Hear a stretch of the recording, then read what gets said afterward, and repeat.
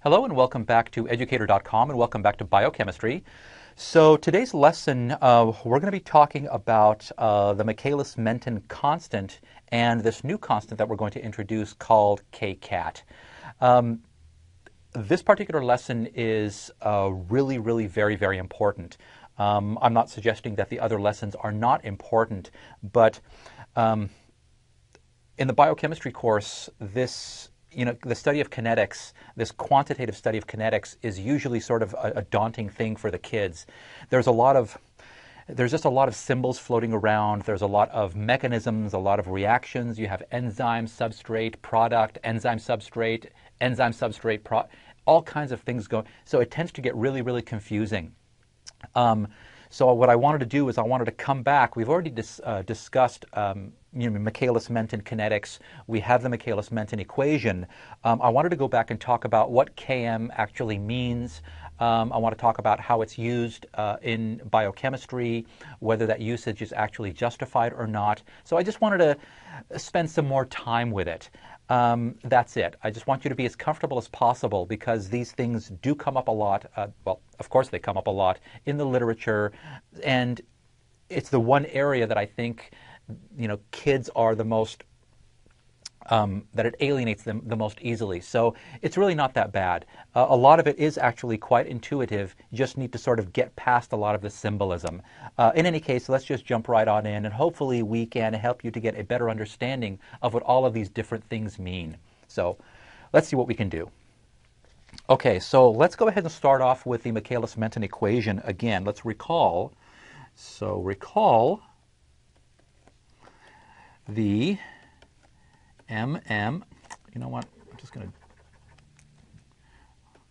the michaelis-menten equation. It said V0 is equal to Vmax times the substrate concentration over something called K sub m plus the substrate concentration. So basically what this equation does is it relates the speed, the velocity, the rate of the reaction, how fast it's going, in either moles per second or molarity per second as a function of substrate concentration, which is really very convenient. So it's such a beautiful equation. Now this Vmax, we saw already that if you're given a particular enzyme, you can keep adding substrate. You're going to increase the rate, but at some point all of the enzyme molecules are going to be completely saturated with substrate. So all of the binding sites are taken over. Now, an enzyme can only go so fast, so no matter how much more substrate you add, you're not going to make it go any faster. So from your perspective, what you see, or actually I'll draw it on here, what you see is this thing that looks like this. It ends up maxing out at some speed. There is some upper limit to how fast an enzyme can go. You can't push it any further than it will go if you have a certain amount of enzyme. Now, it's true, you can add more enzyme, but that's experimental conditions. The body doesn't just add more enzyme. The body needs to keep its enzyme concentration reasonably low because enzymes aren't used up in a reaction. So it needs to keep them low and constant. It doesn't just add enzyme whenever it wants to speed it up. It's substrate concentration that changes. So Vmax is just an upper limit on how fast the reaction will go. This Km, as it turns out, is, remember, it is the concentration at which the speed is 1/2 of the maximum speed. I didn't draw it very well here, so let me raise this one a little bit. So something like that. So that'll be Vmax. That's some upper limit that the speed is going to approach. So Km is a constant, but it has units of concentration because you remember it's concentration of substrate that's on the x-axis and its rate, its speed, that's on the y-axis. So this Km is the concentration of substrate that I need that will make the enzyme operate at 1/2 of its maximum velocity. 1/2 is just a good number. Not too low, not too high, right in the middle. That's what Km is. So this is the michaelis-menten equation. Now, recall also from the derivation, because we did do the derivation, recall that this was derived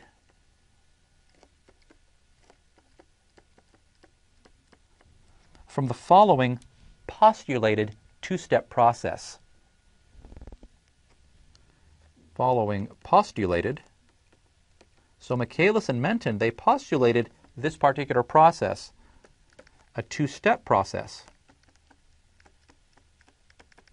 They said that you had enzyme plus substrate. There's an equilibrium that exists between that and the complex enzyme substrate once it's attached, and then that breaks down into enzyme plus product. Now there is some K1, which is the rate constant for the forward reaction. There is some K negative 1 for the breakdown of enzyme substrate back to enzyme and substrate. And then there is K2, which is the rate constant for the breakdown of the enzyme substrate complex into enzyme and product. They postulated that this was the slow step. So this was very important. They postulated that this was the slow step, the rate determining step. So when we say slow, we mean rate determining. I'll go ahead and write that down here. The slow step, the rate determining step.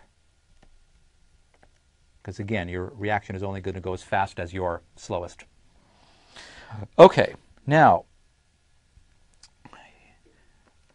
so let's see if we can do this. Now, Km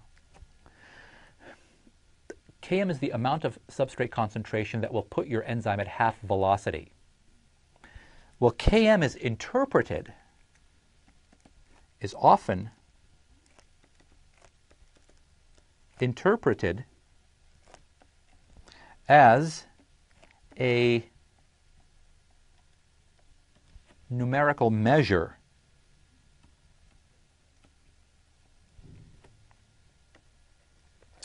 of an enzyme's affinity for its substrate. Affinity for its substrate. So you'll often see Km as interpreted as some numerical measure of an enzyme's affinity for its substrate. I'm going to show you why it's interpreted that way, and then I'm going to discuss why you have to be careful with that particular interpretation. For the most part, it's not going to be a problem as far as the problems that you do in your book or the things that you discuss in class, but it's very, very important not to just automatically assume that some Km value that you're given or that you read off in some reference book for an enzyme is a measure of the affinity of that enzyme for its substrate. So I'm going to discuss why it is interpreted that way. Let's start off there. Here is why. Okay. Now, in the derivation of the Michaelis-Menten equation, if you want to go back a couple of lessons, the Km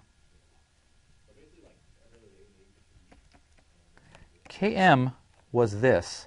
It was a combination of the rate constants, K1, K2, and K negative 1. It was K2 plus K negative 1 over K1. That was the Km. The actual definition of Km is this. Our interpretation this way makes more sense intuitively because we have a graph that represents it.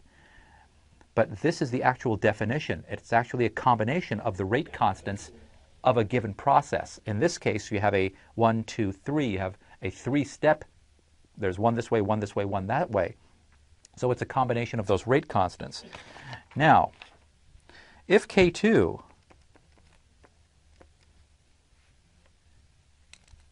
let me write this a little bit better. If K2 is in fact rate limiting,